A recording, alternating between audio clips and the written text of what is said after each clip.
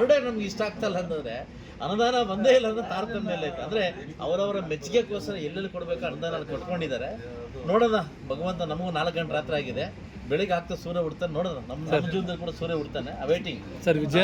Sir Vijendra ಅವರು ಆ by ಎಲೆಕ್ಷನ್ಗೆ ರೆಡಿ ಆಗ್ರಿ ಅಂತ ಹೇಳ್ತಾ ಇದ್ದಾರೆ. ಇಲ್ಲಿ ಮಾಹಿತಿ ಪ್ರಕಾರ 1 ವರ್ಷದ ಸರ್ಕಾರ ಬೀಳುತ್ತೆ ಅನ್ನೋದು ಮಾಹಿತಿ ಇದೆ, ಅದಲ್ವಾ? ನೋಡ್ಬೇಕು, ಆಗಲೇ ವಿಕೆಟ್ ಮೇಲೆ ವಿಕೆಟ್ ಬೀಳ್ತಾ ಇದೆಯಲ್ಲ, ಬಹುಶಃ ನೋಡಬೇಕು ಯಾವ ಮಟ್ಟಕ್ಕೆ ಹೋಗುತ್ತೆ ಅನ್ನೋದು ನೋಡಬೇಕು. ಅವ್ರಿಗೆ ಓಡಿ ಕೇಳೋಕ್ಕೆ ಭಯ ಆಗ್ತದೆ, ಇನ್ನು ಬಂದು 3 ವರ್ಷ ಆಗಿಲ್ಲಪ್ಪ, ಮತ್ತೆ ಎಲೆಕ್ಷನ್ ಭಯ ಆಗ್ತದೆ. ಸೊ ಅದ್ರ ಅನುದಾನ ಇಲ್ಲ, ಅಭಿವೃದ್ಧಿ ಇಲ್ಲ, ಏನೂ ಇಲ್ಲ. ಬಟ್ ಆದರೂ ಕೂಡ ಇನ್ನೊಂದ್ಸಲ ಎಲೆಕ್ಷನ್ ಫೇಸ್ ಮಾಡೋದಂದ್ರೆ ಭಯ ಆಗ್ತದೆ.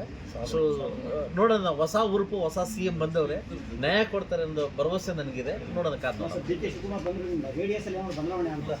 ಯಾವ ಬದಲಾವಣೆ ಇಲ್ಲ, ನೀವು ಅನ್ಕೊಂಡು ಬಂದಷ್ಟೇ, ಯಾವ ಬದಲಾವಣೆ. ನೂತನವಾಗಿ ಪ್ರಾರಂಭವಾಗಿರುವ ಶ್ರೀವೇಣು TVS ಶೋರೂಮ್ನಲ್ಲಿ TVS ಕಂಪನಿಯ ಎಲ್ಲಾ ರೀತಿಯ ಪೆಟ್ರೋಲ್ ಮತ್ತು ವಿದ್ಯುತ್ ಚಾಲಿತ ಬೈಕ್ಗಳಿಗಾಗಿ ಎಂದೇ ಭೇಟಿ ನೀಡಿ.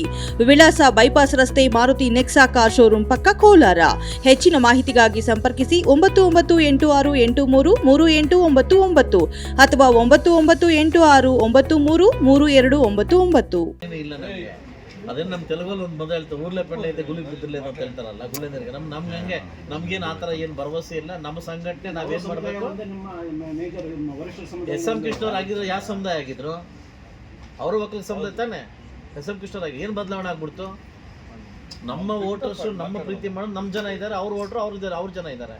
ಅಲ್ಲೇನು ಬದಲಾವಣೆ ಆಗ್ಬಿಡುತ್ತಂತ ಏನು ನನಗೇನು ಕಾಣಿಸ್ತಾ ಇಲ್ವಲ್ಲ? ಬದಲಾವಣೆ ಆಗ್ಬಿಡುತ್ತಂತ ಏನು ಕಾಣಿಸ್ತಾ ಇಲ್ವಲ್ಲ? ಅದಲ್ಲ, ಈಗ SM ಕೃಷ್ಣ ಕೂಡ ಒಕ್ಕಲಿಗರಾಗಿದ್ರಲ್ಲ, ಬದಲಾವಣೆ ಆಗ್ಬಿಡ್ತಾ? ನಮ್ಮ ಓಟ್ ನಮಗಿದೆ, ಅವ್ರ ಓಟ್ ಅವ್ರಿಗಿದೆ. ಸೊ ಅದರಿಂದ ಅಂಥ ಬದಲಾವಣೆ ನನಗೇನು ಕಾಣಿಸ್ತಾ ಇಲ್ಲ.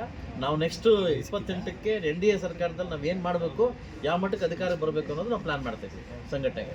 ಹೇಳೋದೊಂದು ಮಾಡೋದೊಂದು ಅವ್ರ ಕಷ್ಟ ಆಗ್ತದೆ. ಕಾರ್ಯರೂಪಕ್ಕೆ ಬರಬೇಕಲ್ಲ ಸರ್. ಇನ್ನು 23 ತಿಂಗಳಲ್ಲಿ ಅನುಮೋದನೆ ಆಗಿ, ಪ್ರಸ್ತಾವನೆ ಆಗಿ, ಅನುಮೋದನೆಗೆ ಬರಬೇಕಲ್ಲ ಸರ್. ಅದು ಬಂದರೆ ಥರ ಆಗೋದು.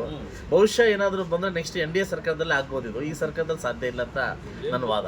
ನಿನ್ನೆ ಕೂಡ IPS ಮೀಟಿಂಗ್ ಮಾಡಿದ್ದಾರೆ. ರೌಡಿ ಶೀಟರಿ ಮಟ್ಟ ಅಲ್ಲ ಹೆಂಗಿದೆ ಅಂತಂದ್ರೆ, ನೆನ್ನೆ ನೋಡಿದೆ ನಾನು ಎಷ್ಟು ಖಡಕ್ಕಾಗಿ ವಾರ್ನಿಂಗ್ ಕೊಡ್ತಾ ಇದ್ರು ಅಂತಂದ್ರೆ, ನನ್ನ ಹಿಂದೆ ಯಾರು ಕೂರಬಾರ್ದು, ಎಲ್ಲ ರೌಡಿಗಳು ಮಟ್ಟ ಹಾಕಬೇಕು, ಪೊಲೀಸ್ ಇಲಾಖೆ ಮಟ್ಟ ಹಾಕಬೇಕು. ಯಾಕೆ ನಾನು ಕೇಳ್ತೀನಿ, ಮುಖ್ಯಮಂತ್ರಿ ಕೇಳ್ತೀನಿ, ಯಾಕೆ 3 ವರ್ಷ ಕಾಣಿಸಿಲ್ವ ಇವೆಲ್ಲ? 3 ವರ್ಷ ಕಾಣಿಸಿಲ್ವಾ? 3 ವರ್ಷ ಈ ಕಿಂಗ್ ಪಿನ್ಲು ರೋಡಿಸಮ್ ಕಾಣಿಸಿಲ್ವಾ? ಈಗಲೇ ಕಾಣಿಸ್ತಾ ಅಂದರೆ ತಾಂಡವಾಡ್ತಾ ಇದೆ ಕರ್ನಾಟಕ ರಾಜ್ಯದಲ್ಲಿ. ಇವೆಲ್ಲ ತಾಂಡವಾಡ್ತಾ ಇದೆ. ಬಹುಶಃ ಎಲ್ಲೋ ಒಂದು ಕಡೆ ನಮಗೂ ಹೋಪ್ ಇದೆ, ಇವ್ರು ಬಂದಾದ್ಮೇಲೆ ಕ್ಲಿಯರ್ ಆಗುತ್ತೆ ಅನ್ನೋ ಹೋಪ್ ಇದೆ. ಬಹುಶಃ ಕ್ಲಿಯರ್ ಆಗಿ ಹೋಪ್ ಆದರೆ ಜನ ನಿಮ್ಮನ್ನು ಮೆಚ್ತಾರೆ, ಇಲ್ಲಾಂತಂದರೆ ಅದೇ ರಾಜ ಅದೇ ಕತೆ ಆಗ್ಬಿಡ್ತದೆ. ಸೊ ಅದರಿಂದ ಆದಷ್ಟು ಬೇಗ ಕ್ಯಾಬಿನೆಟ್ನ ರಚನೆ ಮಾಡಿ ವರ್ಕ್ ಮಾಡಲಿಕ್ಕೆ ಅವಕಾಶ ಮಾಡಿಕೊಟ್ರೆ ಬಹುಶಃ ಎಲ್ಲೋ ಒಂದು ಕಡೆ ರಾಜ್ಯ ಒಳ್ಳೆ ಮಟ್ಟಕ್ಕೆ ಹೋಗ್ಬೋದು ಅನ್ನೋದು